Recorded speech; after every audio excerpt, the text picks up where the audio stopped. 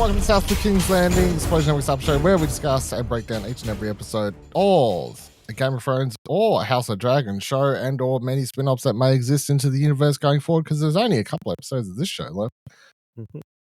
My name's Dylan Blight. Joining me this week, Ashley Hobley. Hey Dylan, excited to be here as the two of us who passed her test. We're Dragon Riders. We didn't burn. There was 100 of us before, and now there's only us. Now there is but two men who stand forth. Yep. I feel like here's my thoughts, my quick thoughts in this episode before I ask for yours in a second. I feel like I've never felt more confused. I'm sure there's fucking nerds like, oh, that's fucking Firewing in the you know, like, that's Firewing. I'm like, oh, whatever. Anyway, this week's episode is called The Red Sowing. It was directed by Lonnie Periston, written by David Hancock. Synopsis was: the war for the Iron Throne escalates as Queen Rhaenyra Targaryen, in a crucible gamble, is prepared to risk everything in an urgent quest for dragon riders. What did you make of this week's episode, Ash? Yeah, I thought it was really good. Like, obviously, you know, we progressed the Dragon Rider story. We've got, you know, the black side has actually got some dragons, so they were able to, you know, go up against. They basically doubled, right, in one episode. Yeah, effectively, right? You know, really? They've got enough dragons to like hold off Damon and that. No, Aemon. Fucking names. Yeah.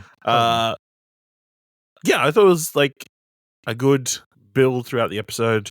The Damon stuff was not too upsetting this week. And then old Olivia Cook's just taking a bath.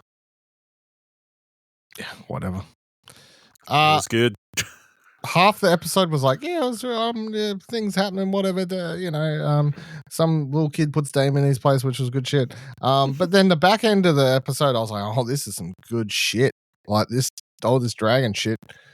I'm gonna get, before I forget to say it, the one thought I had at some point, I was like watching that last 20 minutes, whatever. I was like, man, the sound design on these dragons sounds fucking great. So I don't know if that's just a because you watch on a normal TV like a pleb, but I don't know if that's like actually having a good sound system. But I was like, man, these dragons sound fucking good. Like the sound, the rumble, the bass, the overall, like, yeah, I don't know, something. And they look good. There's other things. Yeah, they look great. Yeah, I think they've always sounded good. You know, they've developed. They've never sounded bad, but something about this week, I was just like sitting there and I just clicked. I was like, man, these dragons sound good. Like, sound design them. There was multiple dragons. Maybe that was it. And like, it wasn't like they were in one spot and you were in one spot. They were like, you could tell because they were like moving in and that kind of stuff. And they were from a distance or different levels to it. There's levels to the shit. There's levels to the shit, indeed. All right, we'll get back to the dragons in a second. Let's get over the obvious sort of stuff before we get to the cool shit, I guess. Firstly, Aegon, you know, sucks to be him right now. That's about my whatever. I mean, Clubfoot's still sucking toe over there. You know what I mean? But well, he's like been like, pushing. Oh my god, these guys are pushing you so hard. That sucks. You told us to do it. Shut the fuck up. Like, yeah, like it's for his own good. You know? I think that's how that scene basically played out. Yeah, what are you just doing to the king? Why are you pushing the king so much? Keep going. You're doing a great job. You're doing a great job. Why are these fucking guys doing this? Fucking yeah. So that was quite funny. Just have a raise, yeah. Yeah. So that was one thing that was happening in King's Landing this week. And as you said, Alicent goes for a wander in the woods, which whatever, I didn't really care for, to be honest. I'm sure there's like, you could be like, man, it says so much about a character that she chooses to leave King's Landing, which I guess it does, but also I don't really care, is how I fall on that. I don't know. What do you make of the Alicent having a wood wander? I know, but she looked very pretty. The prolonged shot of lying in the water, looking up at the sky, you know. Olivia Cook's a very good looking lady. But yeah, I don't know. You know, obviously she's like feeling unnecessary, I guess. Like, obviously, you know, she's got no standing at all in King's Landing. There's nothing she could do. She's just been like cut in the last episode, you know. She done it to herself though. So how do I feel bad for her? She's just a woman trying to make it a man's world, Dylan, you know? Yeah. Now she's going to be sold off to one of the to be a wife to somebody probably. Yeah, it's rough. I almost feel like if it wasn't based on a book and like wasn't already like sort of set in stone, which I mean, I guess it isn't set in stone because it's like, well, they could always deviate from the book. Who's to say? Because that always works out well. Yeah, I know. I'm always like, it would be such a like if this wasn't the world was living in. I always feel like it would be so interesting just to see that character just be like, you know what? Actually, I've come around. My children suck. They're terrible, but I don't think that's going to happen. But I do wonder at this point for her character though, what are we doing with her? Like where does that character go from this point? Yeah, I don't know. Because she went into the season so like coming out of season 1 to season 2, it's like she was so like, she's leading the forefront, very family, this is the way, blah, blah, blah, blah. She's like, I'm going to be Cersei. 2,200 years before her. Yeah, basically.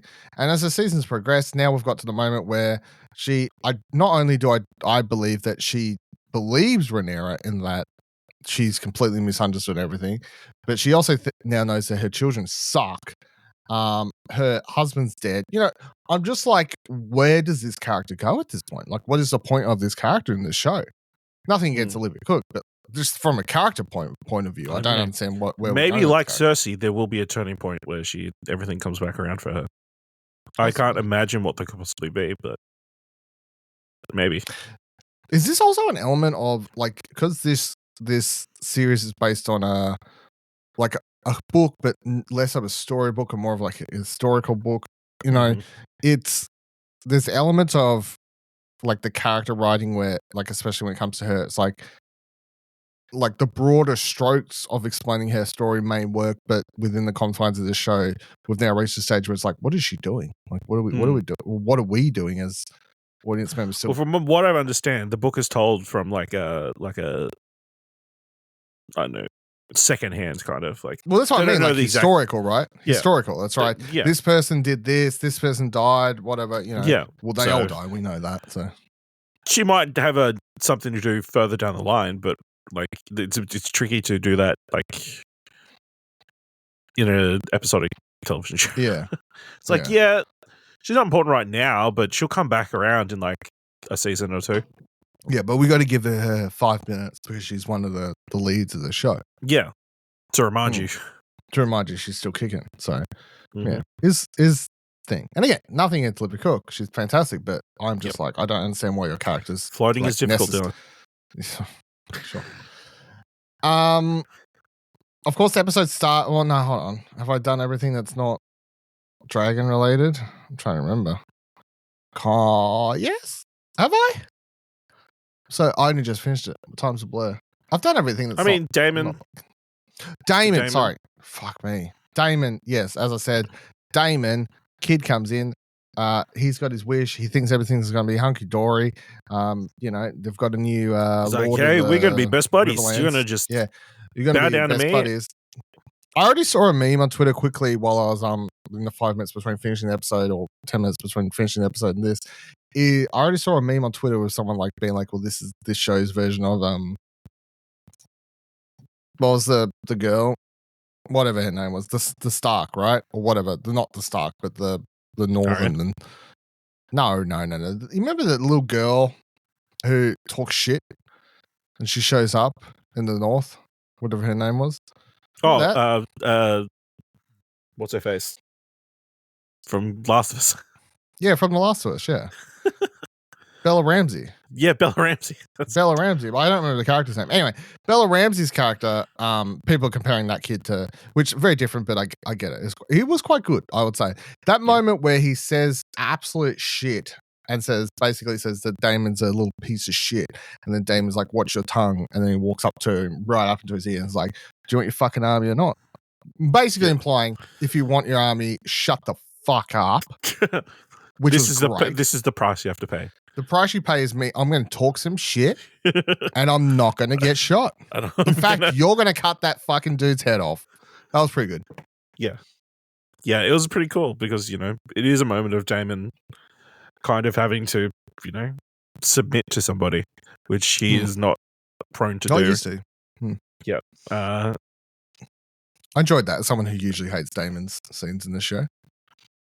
Yeah. I feel Still like we're went finally off and getting had a somewhere. crazy dream again, but, you know, whatever. Yeah. Out of all the crazy dreams, I'll take this one because it did. Because he's not fucking his mother. He's not fucking his mother, which is, you know, weird. But also, I like the makeup there. I thought the makeup looked good, or the CGI makeup, whatever we want to call it. But also, just the implication. I feel like the story was finally wrapping because he didn't, like, you could tell in his face that, or at least I felt like the question of, do you still want the crown, was a little bit more, I don't know. Yeah. I feel like the dreams are having their effect, which is humbling him. Yeah, putting that bitch back in his place, you know. Yeah, I will say good cut from Viserys to Aegon, and both fucked up faces. Yeah, so that's good. Yeah, I didn't. I for once, the Damon stuff didn't annoy me this week. I felt like we were. I felt like this week we almost reached the end. To a degree. He's got the Riverlands people all on his side. That was the whole thing. Move on. At this point, right? Or kill him off. I don't know. Whatever. Also, as a side, every time Matt Smith does his whole like big speech thing, doesn't not just make you think of Doctor Who? Like he does it so, you know, like it's hard not to. Yeah, like he does the same. Like there's a moment this week where he turned around and he did it, and his hands went out. And he was like, "Folks," or whatever. I don't know what he said. Just but put a sonic screwdriver in his hand. Stick a fez on him. Pretty much. Even though this character is a lot eviler than the Doctor. So. Some would say. All right. King's Landing. Things. A lot of Rhaenyra this week, which is good. Start the episode with that great shot of her and Adam of Hull with dragons. Love that scene. Love the way that it just, you know, I click skip credits. I'm sorry. I'm at that point with the theme song as much as I love it. I know it's blasphemous, but I was 7 like, weeks in. time's a blur. You know what I mean? I got shit to do. Skip credits, skip the song, cut straight to 2 dragons facing each other. I went, oh, cool. We're on like Donkey Kong. They face down. I thought that was a really cool scene, the way that played out with him like kneeling the dragon, her approaching the dragon, you know, just being like, stay the fuck back, mate. And then, you know, all that. I thought that was good. And also her trepidation, you know, like, why are you so quick to kneel? What's your story? Where do you come from? Who you serve? All these sorts of things. You know, she wasn't just like, someone kneeling in front of me. I'll believe that instantly. What do you make of the opening scene? No, I mean, it's a very striking visual to open the episode with.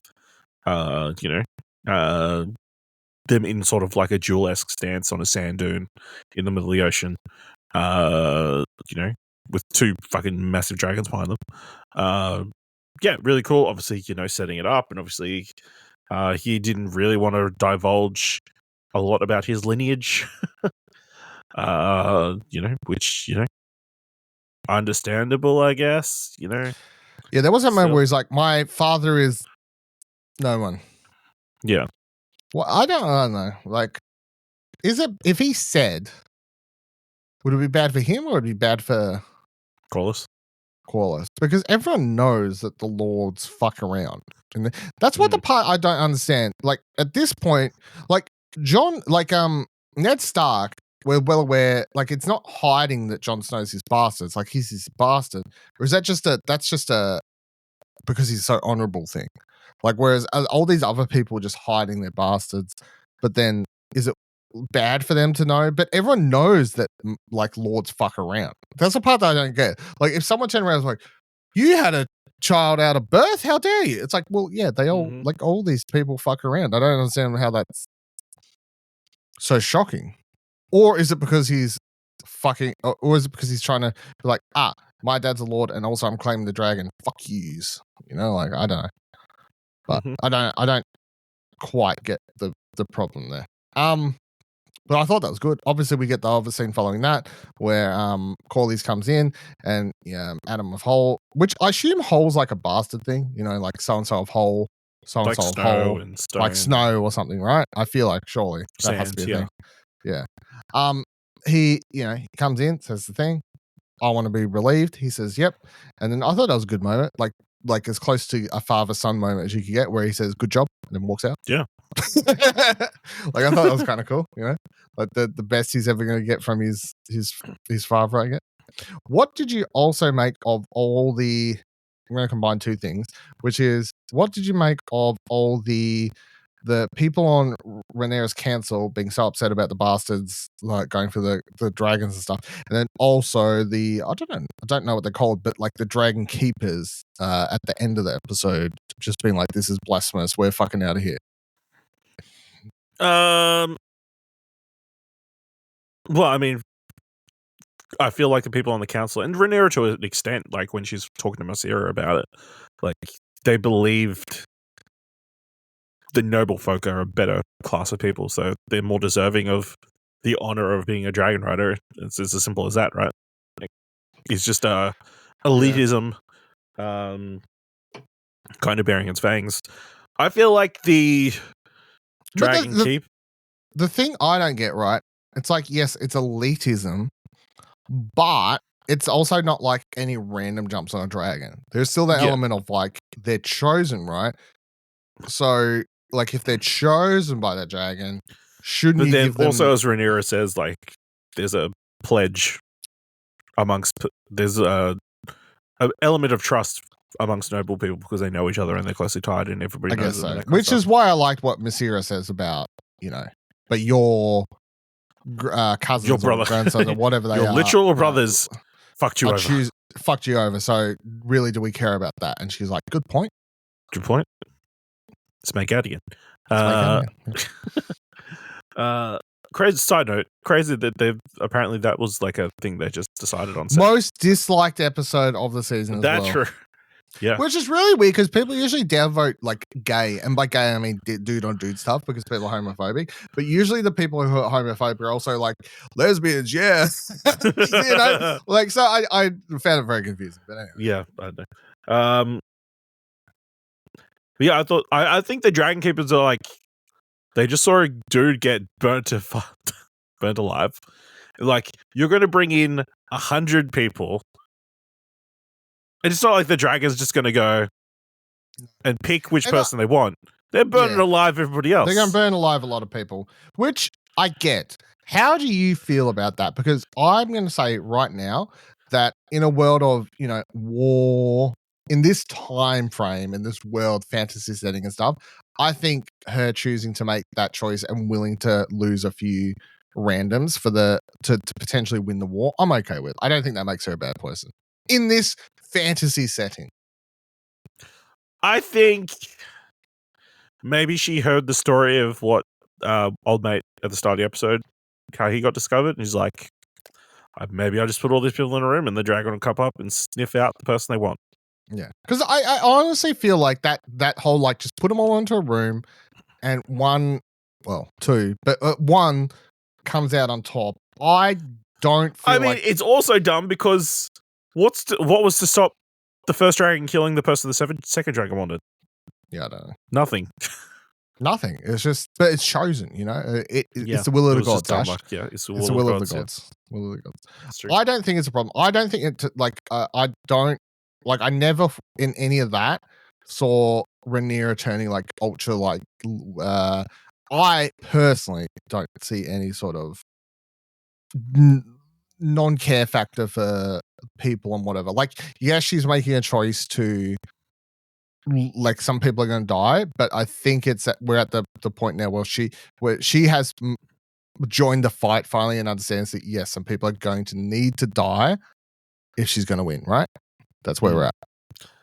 There also might be a little bit of that elitism where it's like, oh, well, they're just a bunch of bastards, so, or like, under folks, it's not going to be a big deal if they all die. Yeah. Now, I'm not going to get any repercussions.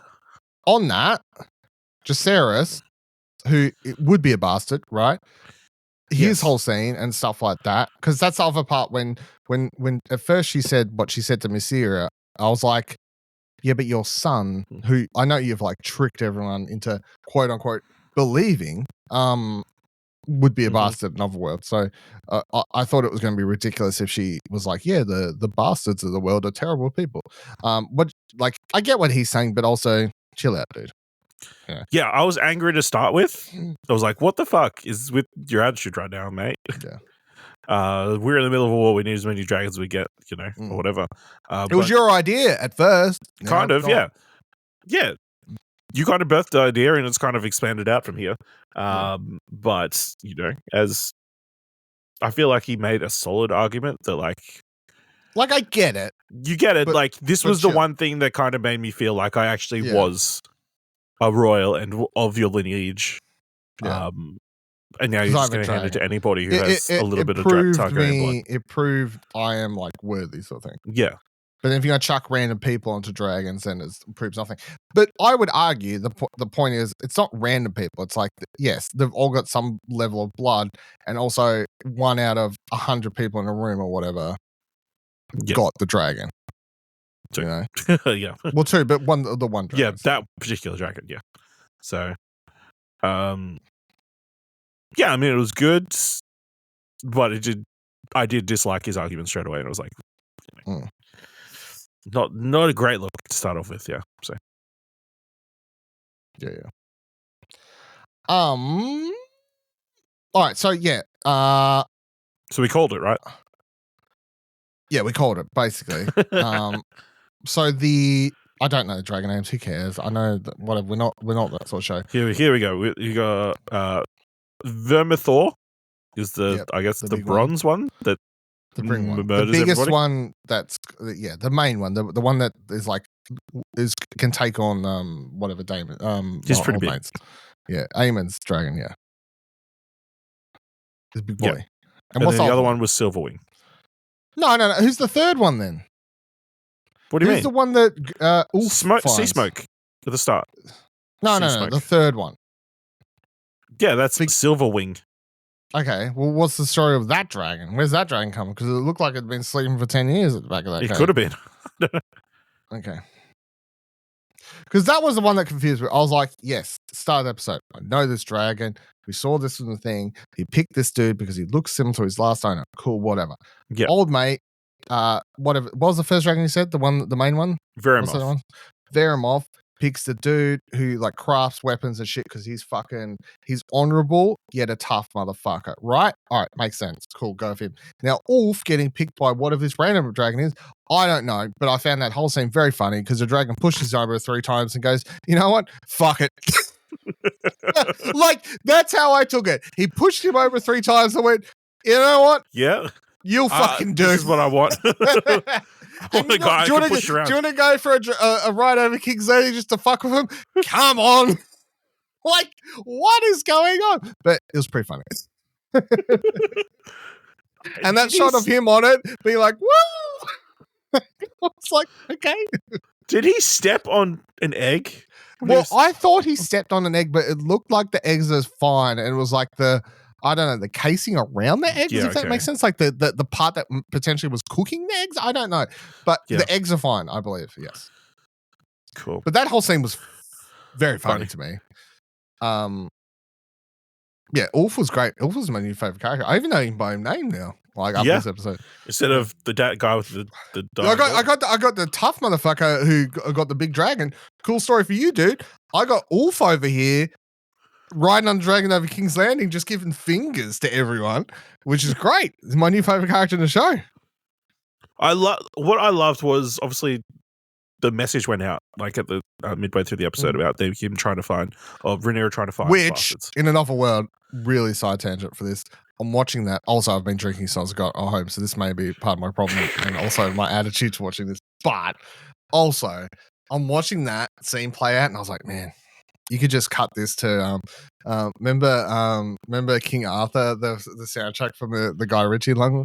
It's like fucking. You could just re-edit that to the soundtrack. Anyway, moving on. Yeah, that's where. So tonight. The message goes out, and then message gets to Ulf. Who's obviously been talking himself up for several years. Yeah. He's like, and these people are like, come join. He's moment. like, I don't know. I don't know, guys. I like saying the story, but I don't 100% believe it. He's like, that moment of weakness. And then all his mates are like ribbing him in and like force him to go. So he got peer pressured into riding dragon when you come down to it. But it's pretty good. Yeah. And that's the thing. You get peer pressured and riding a dragon. You stumble through a cave. You find a dragon that just pushes you over a couple times and goes, yeah, fuck it. And that's the moral of the story, I think. I think the thing I took away from it is you can achieve things in life if you're willing to just give it a go, you know? If you're just in the right place at the right time. Well, no, hold on. He made a choice to go, right?